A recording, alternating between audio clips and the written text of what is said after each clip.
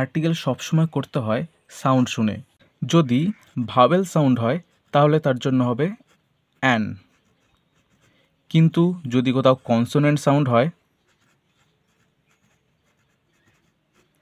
তবে সেক্ষেত্রে হবে এ। প্রথম কোশ্চেন দেওয়া আছে it is dash unique scene. তো আমরা কি করব, ড্যাশের পরে যে ওয়ার্ডটা থাকে তার সাউন্ড শুনবো।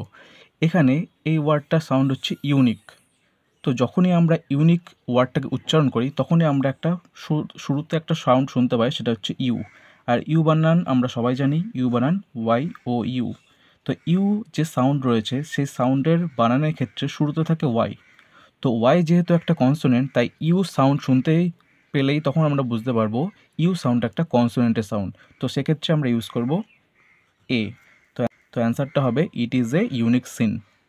নেক্সট দেখি, লেখা আছে দিস ইজ ড্যাশ আমব্রেলা। তো আমরা কি করব, ড্যাশের পরে যে ওয়ার্ডটা রয়েছে তার উচ্চারণ করব। তো যখন এটা উচ্চারণ করছি কি পাচ্ছি, আমব্রেলা। আকে আমরা ইংলিশে এ লিখতে পারি। তো এ যেহেতু একটা ভাওয়েল, তাই একটা ভাওয়েল সাউন্ড, তাই ভাওয়েল সাউন্ডের জন্য আমরা এটা ইউজ করব অ্যান। তো এখানে দেখতে পেলে যে ইউ দুটো ক্ষেত্রেই ছিল, কিন্তু দুটো ক্ষেত্রে আনসার আলাদা হয়েছে। এখানে এ লিখেছি, এখানে অ্যান লিখেছি, কারণ এখানে ইউ যে সাউন্ডটা দিচ্ছিল সেটা ইউ এর সাউন্ড, মানে কনসোনেন্টের সাউন্ড, তার জন্য এ। কিন্তু এখানে যে ইউটা ছিল সেটা ভাওয়েলের সাউন্ড দিচ্ছিল, তার জন্য অ্যান লিখেছি। তো আমরা ভাওয়েল দেখেই, লেটারটা দেখেই এ বা অ্যান লিখতে পারি না, আমরা সাউন্ড শুনে তবেই লিখতে হবে যে আর্টিকেল কোনটা হতে পারে। তো next, mister Roy is dash honourable man. তো এখানে যদি অনারেবল সাউন্ড আমরা উচ্চারণ করি, আমরা দেখতে পাচ্ছি এখানে এইচ যেটা আছে তার কোনো সাউন্ড আসছে না, এটা সাইলেন্ট। তা আমরা শুনতে পাচ্ছি অ মানে যেটা ইংলিশে আমরা লিখতে পারি এ। তা এ একটা ভাওয়েল সাউন্ড, তাহলে এক্ষেত্রে আমরা দেখতে পেলাম যেহেতু এইচটা সাইলেন্ট রয়েছে তাই এ ভাওয়েল সাউন্ড পাচ্ছি, তাই এখানে আমরা লিখতে পারি an. Next, this is dash horse. তো এখানে যখন আমরা হর্সটাকে উচ্চারণ করছি আমরা দেখতে পাচ্ছি হ সাউন্ড আসছে, আর হকে ইংলিশে আমরা লিখি এইচে লিখি। তো হ সাউন্ডের লেটারটা হচ্ছে এইচ দিয়েই হয়।